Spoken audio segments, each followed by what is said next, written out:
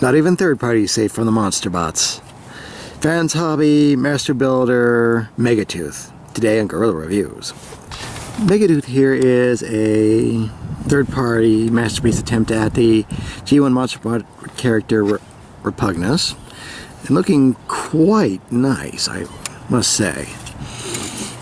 It covers all the main parts that you think of Repugnus, well, those of you who are fans for it anyway.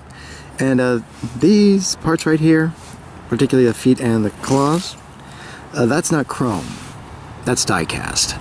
Yes, he had some hefty metal to him.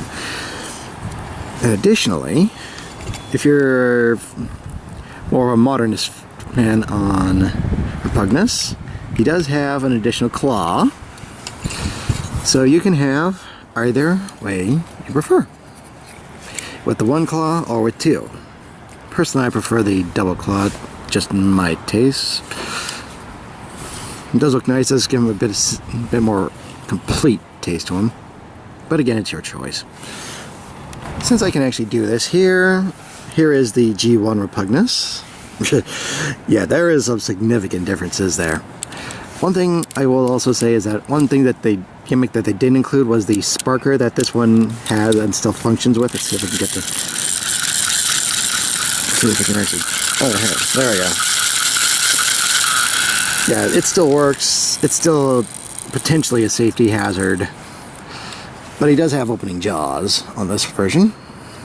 And because I also can, here is the Universe version of Repugnus.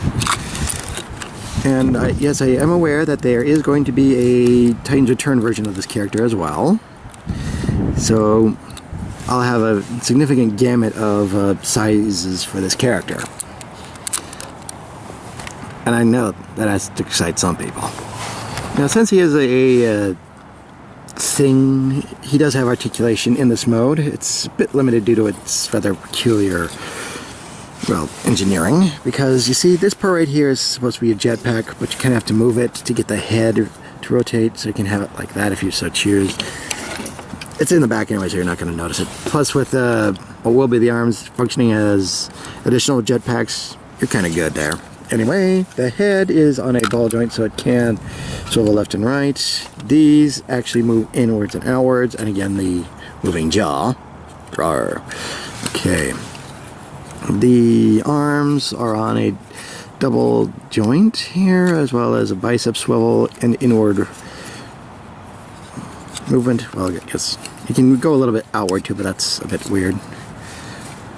So now, again, so now right here we have a ratcheted swivel for the midsection there, which is nice. And so now we have ratcheted hips, and well, he's kind of always bent over, but you can, but since these parts are able to move, you can still get him to walk, sort of. Okay, now we're moving on to transformation here, and one major point of difference between the G1 and this is that the hips don't rotate around, but a lot of the other tricks have still been kept in place here. Anyway, we'll fold up these parts, like so. Then we will rotate the feet this way. Then right over here, we come to the back. Yeah, you kind of see why it's not moving, rotating around. Anyway, there's a little tab right here you have to unpeg and move downward to get on this little tab, this peg down here. Let's see here. Eventually, this is going to happen. Yeah, one of the problems with diecast is that because of the heft, it actually creates a bit of a problem. There we go. You repeat with the other leg. There we go. Okay, like that. Oh, then these parts you just fold upward. Okay.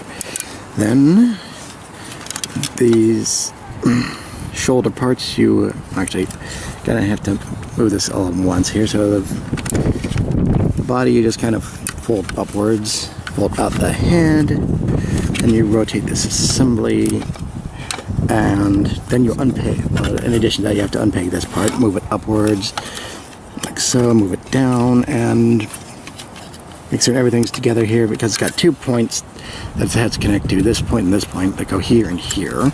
Make everything quite secure. And then the arms here peg in right there, so you're good on that. So they're not going anywhere. Very nice engineering. So now repeat with the other arms. Oh, it will be the other arms. And then we bring these down, twist, open up, and bring out the hands. Twist the hands that way, like so. And come on, come on, come on. Okay, there, like so. And there we go. FansHobby Megatooth in quad mode. And of course here, he does have his gun, model after the G1 version. Now with my original G1, I don't quite have the original gun, but I do have a replacement courtesy of Angsta. Very nice.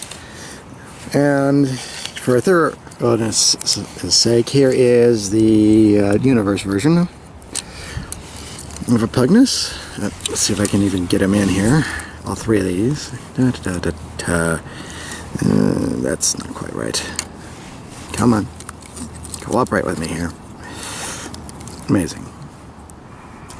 The other two just stand just fine. The Beast Wars mold just will not cooperate with me. Let's see. Yeah, that's close enough. Now do keep in mind is that, again, we are getting a version in Titan's Returns of Repugnus. I've seen pictures of it. It's roughly the G1 with, and granted it's a very small version, but compared to this, compared to what you're paying for this as opposed to the Titan Master, there's a significant difference. Okay, as for articulation, most of it's already been covered, but the head is on a ball joint. Very nice and one indeed. It's, you know, shoulders on a ratcheting double joint there. Ratcheting hinge and an outward joint there. So now bicep swivel, double jointed elbow. Mostly to facilitate transformation, but still nice touch. Wrist can get a little bit inward outward due to transformation, and it does rotate. Also very nice. So now, let's leave that alone. Okay, waist does rotate on a ratchet. Very nice. Hips. Also on a double ratchet there. Thigh rotation. Double knee. And a ball jointed foot. Again on die cast. So he's not going anywhere. Okay, one thing I have noticed, and a lot of people are also noticing, are these little tampographs right here. Particularly the ones right here on, well, the knees. Now, I will admit, it's nice to see, but that might be riding the line a little too close. Might be getting a little too close to the sun there, Icarus. Might want to cut that out, because essentially you are still a third party, and putting your name on a toy that, even at this engineering level, is still treading on intellectual property.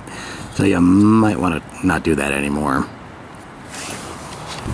Now I will note about the hand here is that the thumb is kind of static. It has kind of this three-fingered point right here that goes on one, and this one has a double joint. So he can't look like he's firing.